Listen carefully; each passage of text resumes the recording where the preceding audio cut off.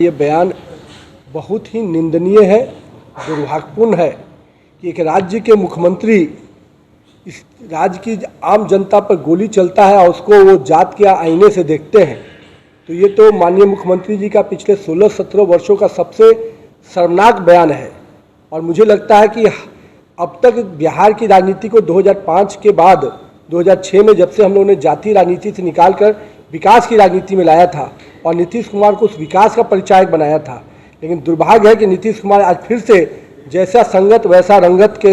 नारे के साथ फिर से उन्हीं लोग के साथ जो गए हैं और फिर से वही जातीय दलदल में इस बिहार को ढेलने। वरिष्ठ नेता आदरणीय सुरेश रुंगटा जी ने विषय कार्यक्रम की रखी है और हम लोग मुख्य रूप से आपके बीच में इस कार्यक्रम का जो विषय है वो तो उन्होंने बताया,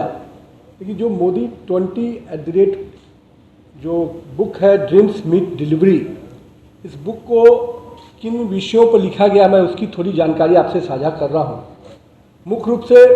माननीय प्रधानमंत्री नरेंद्र मोदी जी का जो 20 वर्षों का कार्यकाल रहा है एक मुख्यमंत्री के रूप में गुजरात में थे और उसके बाद के कालखंड में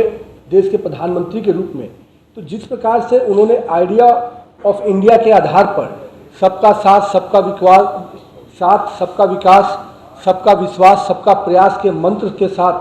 पूरे देश में एक मंत्र के साथ जोड़कर विकास की जो नई पटकथा लिखी और पूरे देश में before Modi and after Modi के बारे में जो एक चर्चा पूरे देश में आज है, उस पूरे संस्करण पर कई लोगों ने अलग अलग जो विधा के लोग हैं उन्होंने इस पर अपने लेख लिखे हैं और ऐसे 21 लेखों को संग्रहण करके ये बुक बना है मोदी @20 ड्रीम्स मीट डिलीवरी। इस बुक को मुख्य रूप से राजनीति की दृष्टि से इसमें अमित शाह जी का लेख है जिन्होंने उनके साथ काम करने के अनुभव को साझा किया है। साथ में खेल के क्षेत्र में पीवी सिंधु जो अपने आप में एक हस्ती हैं, उन्होंने अपने अनुभवों को साझा किया है। कला के क्षेत्र से अनुपम खेर जी का है। अर्थशास्त्र में